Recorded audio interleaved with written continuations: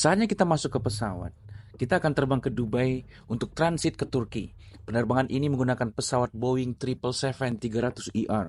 Pesawatnya ganteng dan besar sekali. Ramai sekali orang yang pergi ke luar negeri. Saya juga kaget ekspektasinya bakal ada kursi kosong karena tiket tidak terjual. Tetapi ekspektasi saya salah. Saya tidak melihat adanya kursi kosong.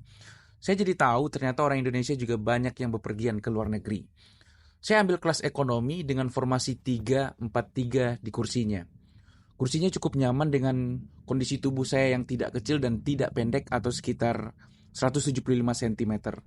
Terdapat banyak hiburan di pesawat seperti film, musik, podcast, bahkan ada game yang lengkap dengan sticknya, sehingga membuat pengalaman terbang tidak membosankan walaupun durasi flight 8 jaman.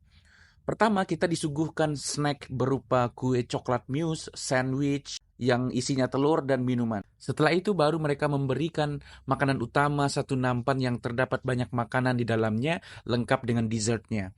Kata istri saya, makanan di Emirates tidak ada yang gagal alias enak semua. Sampailah saya ke Dubai.